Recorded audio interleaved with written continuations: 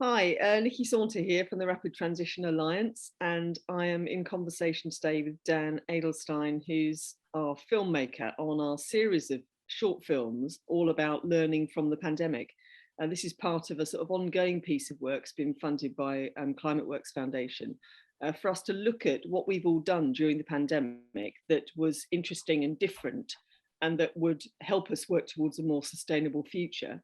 And particularly things that we might be able to hold on to. So is there something, other things that we did during the pandemic, maybe for the first time, and we think it would be good if we did more of it from now on?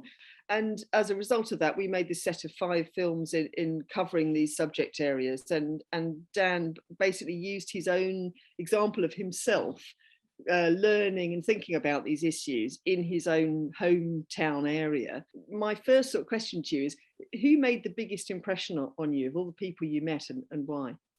I think that really organically were an example of an organization who are effectively embodying a lot of the ideas which are championed by Rapid Transition Alliance and basically which need to happen. Like locally produced food, became such an important element in the reality that we all faced during the pandemic because of those kind of supply chain issues. Like, before the pandemic, there had always been lots of talk of pandemics and disruption like that, but it had never actually happened. And I just remember, like in the early days of the pandemic, no one really knew what it was.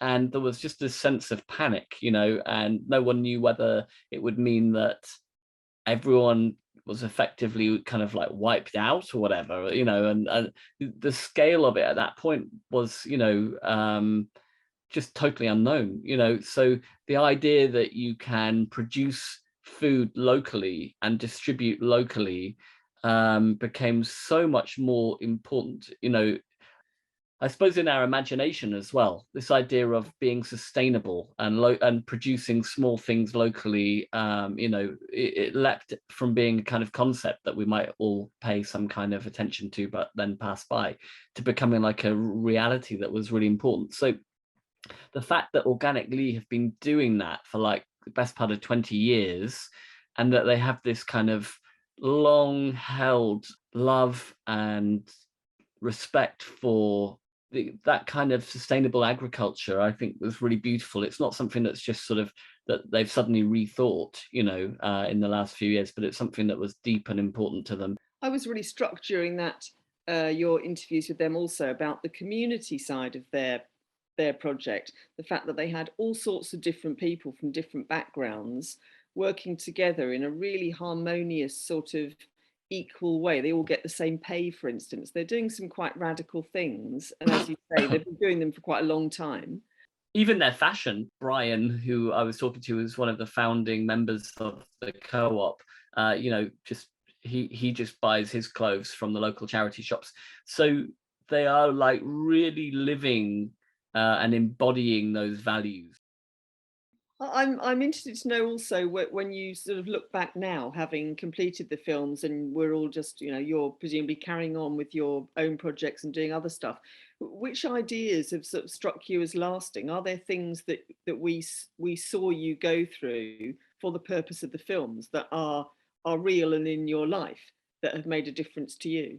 What I've learned through making those films myself, and what the sort of the transformation for me was, first of all, food. I really enjoyed going up there and seeing the journey of that food coming from the ground, carried by electric vehicles, and bicycles, and then distributed, to my door so that I could cook with it that evening. That was really beautiful, and clearly makes so much sense.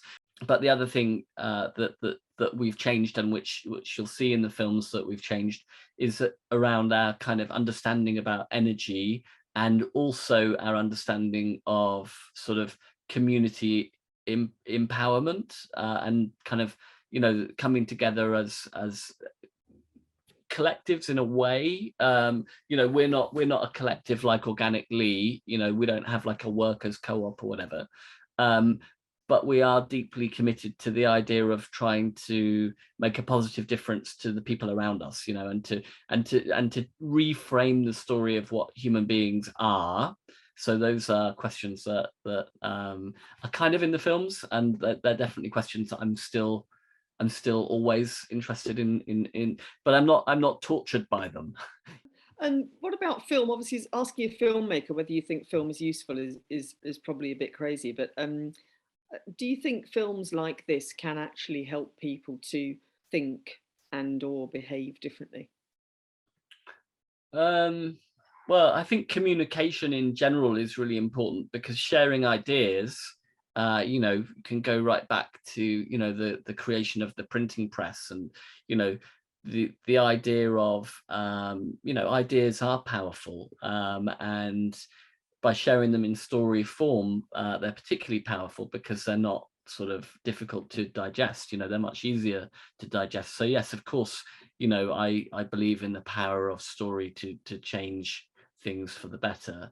So I think of stories, or films often as a building block tool for a movement, you know, of some kind. I think that unless you're calling that audience to do something, or to get in deeper involved in something which is a vehicle of change in some way, that you're missing a trick.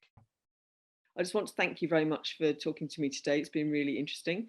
And to everyone who's watched, if anyone's got this far, please go and watch the films if you haven't already. And cheers, Dan.